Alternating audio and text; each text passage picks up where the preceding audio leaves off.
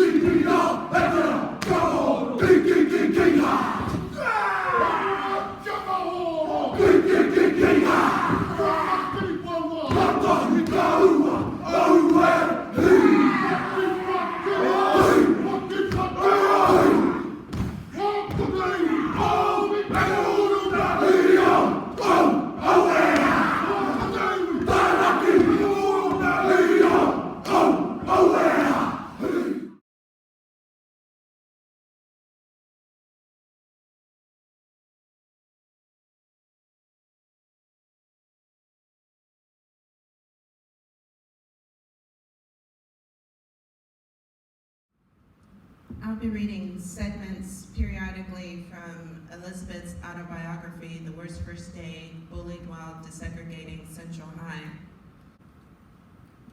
On Labor Day, September 3rd, Governor Faubus's television address put segregationists in a frenzy. He claimed threats of violence and was sending in the National Guard, inciting fear and infuriation. He was well aware segregationists did not adhere to Dr. King's nonviolent teachings or beliefs. Blood will run through the streets if Negroes attempt to attend Central High, he predicted to the nation.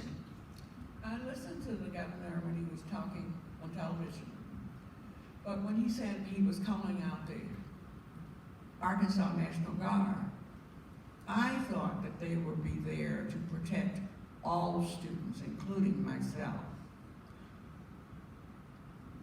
Soldiers allowed white students access to school from the front, so I thought I was in the wrong place. But despite 3 separate attempts, I was never allowed entry. Each time I was barred from entering the school, my anxiety increased, especially when the soldiers raised their weapons to block me.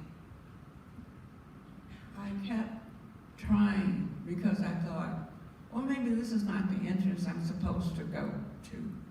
So eventually I got to the center of that 2-block area of Central High, and I was intending to go up the central stairway. But this time the soldier directed me across the street where there were those angry protesters. When I stepped out of the street, they surged forward and were immediately behind me. I didn't go back in the direction from which I had come because I would have had to pass through them. I heard their anger, I heard their rage. So I continued to walk forward to 16th Street. I started at 14th and I walked toward 16th Street because I knew that there was another bus stop that would take me home. It was very, very scary.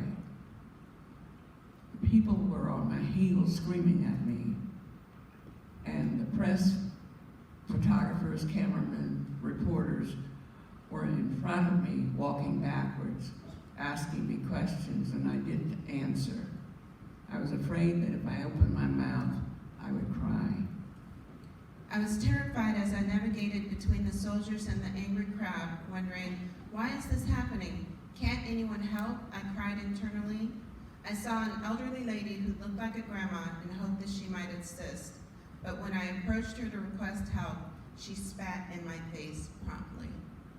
And so I had to continue on my journey to where I thought there would be safe haven at this bus stop.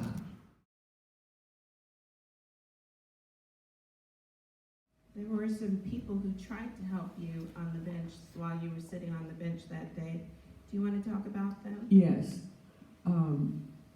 The reporters tried to reassure me and comfort me, but when one of them put his arm across my shoulder, it incited more fury from the crowd, and they started directing their attacks against him. Shortly, I heard the voice of a woman confronting the crowd and telling them that they should be ashamed, that she wanted her little girl to go to school with Negro boys and girls. This infuriated them more, and they started attacking her verbally.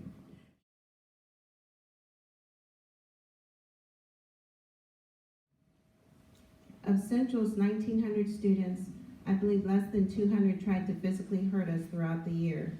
The indifference of the other students showed the fear of some, but others apathy. Some simply did not care, as evidenced by turning their heads to avoid witnessing our attacks. Their actions hurt far worse than our assailants and were much more impactful to me.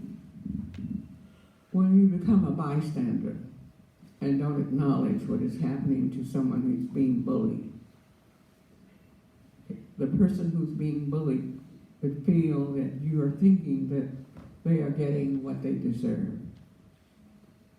In a community, every voice is important. If yours is not heard, then you are giving permission to some people to speak for you. Please listen to this. I'm not going to ever ask a student to try to defend someone who's being bullied. That can be dangerous. But there is something that every person can do, and that is simply to treat others as you want to be treated. Language can be very, very powerful. If you speak kindly to someone who's being harassed, it will help them live another day.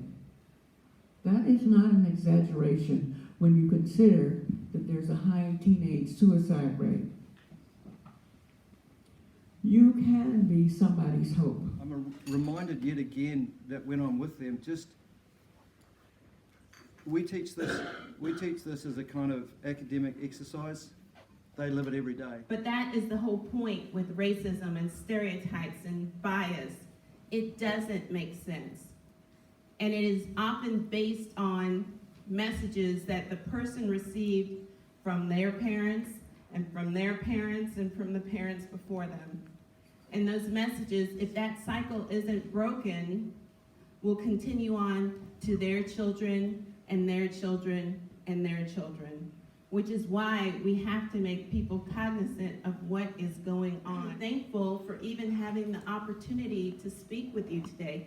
Think about how many African Americans can't speak with you today to tell you their experiences, to tell you what happened before someone shot them.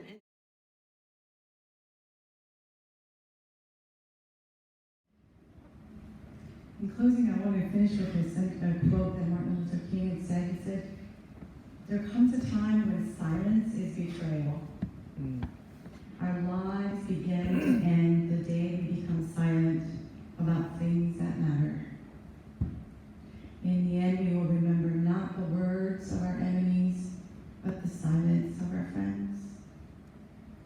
And so our ask of you today is to be that friend, not because they look like you, not because you think alike, because we're united in the same values around compassion, empathy, and kindness. Thank you.